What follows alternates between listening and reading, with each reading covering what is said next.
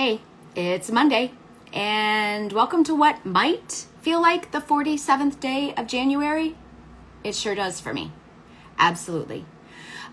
If the start of 2025 has been rough for you too, you're not alone, which is why it is really critical that we as leaders step up and create psychological safety for our teams that we lead, whether it's a small team that we're leading, whether it's an entire organization that we're leading.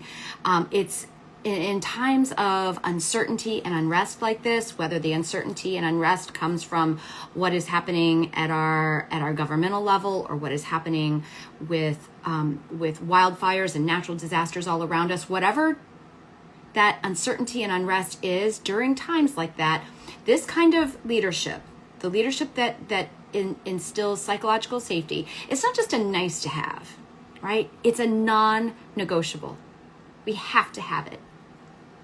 So first, before I get too far ahead, what does psychological safety mean? A lot of times we toss that phrase around, and sometimes people don't really understand what that even means.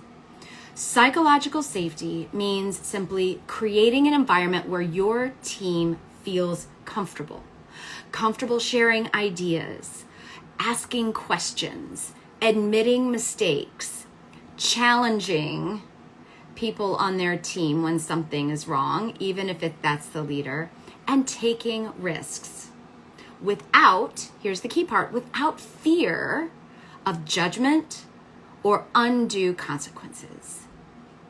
So it's not about sugarcoating things, right? It's not about making things all sunshine and rainbows. And it's certainly not about avoiding tough conversations. As a matter of fact, it's better, healthier, and more effective to have those hard conversations when there is psychological safety. It's about building trust, it's about fostering connection, and it's about encouraging open communication. So every day this week, what I'd like to do is just share a couple of lessons that I have learned about fostering psychological safety. I'm going to share two of them with you today. Let's start with these two powerful strategies that you can use right now. First, right off the bat, just acknowledge the reality. Acknowledging the reality is so important. Don't ignore or minimize what is happening. Call it what it is.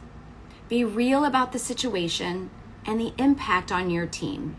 So phrases like, you know what, it's not as bad as you think, or you're going to be okay.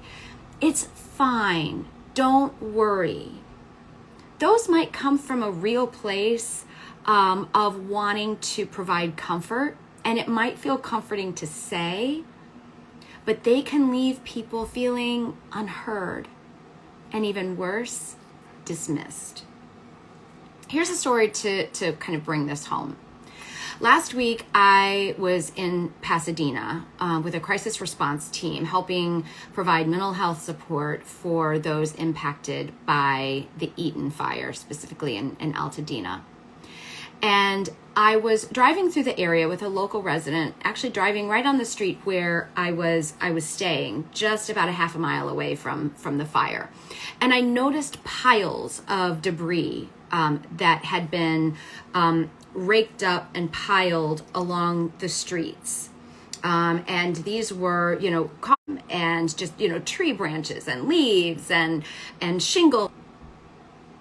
So I think I lost you for a second, but I'm back now. But so these big debris piles all along the streets. And to me, to my eyes, that looked like progress. That looked like cleanup. That looked like people and neighbors getting together and they were working to kind of put these piles along the street. And to me, that was a positive thing. But to the person who was driving me around, he saw something very different. For him, those piles of debris caused absolute anxiety, if not just a full-fledged terror, right? Because what he saw was kindling. He knew that one spark from the winds that were still occurring and all of those debris fields, all of those debris piles would go up in flames instantly, kindling for the next disaster. So if I had said, wow, don't worry. Don't worry about that. I mean, they're not on fire right now. We're okay. We're fine. They're not on fire. I would have completely missed the mark. But instead, I said, wow, I didn't even see that. I didn't even see that as a danger before. Thank you for helping me understand. Now, since they're not on fire right now, what can we do to keep this neighborhood safe? What can we do to keep ourselves safe?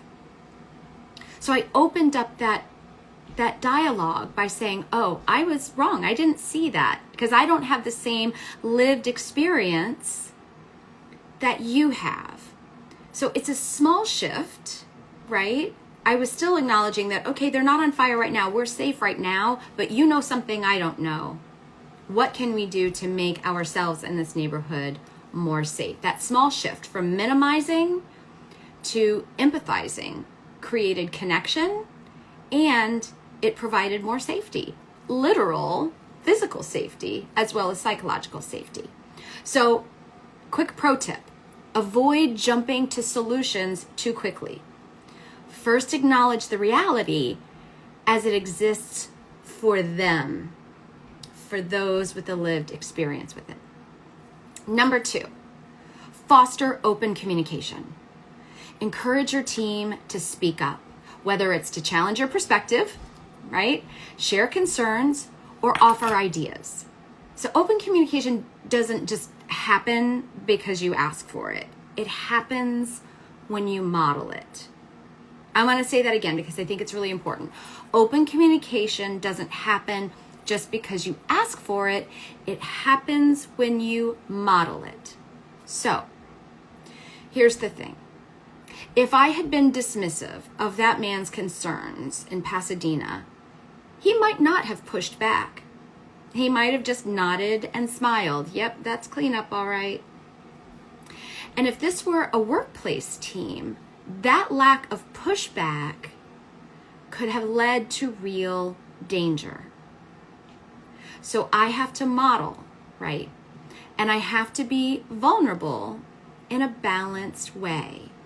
So saying things like, I don't have all the answers right now. And that makes me anxious. But here's what I do know. And then fill in with what I do know. Or fill in with a question. What do you know? What expertise can you share? What perspective can you share? I'd love to hear your thoughts. I might be missing something. Vulnerability then sets the tone for others to open up. And remember, fostering communication takes patience. It doesn't happen overnight, particularly when there are people and communities of people who aren't feeling very safe to speak up right now. So if someone, you might notice if someone is in observation mode, right? They've maybe pulled back a little bit in a team and they're observing. They're seeing how things are going to, how leaders and their colleagues are going to respond to the current climate. That's okay. Give them space. When we give them space, eventually they'll get there, especially if we can continue to model our reality of and values that we want to share and profess. So quick recap. Number 1, acknowledge the reality as others experience it. Acknowledge the reality as others experience it. And number 2, foster open communication by modeling vulnerability and creating space for dialogue.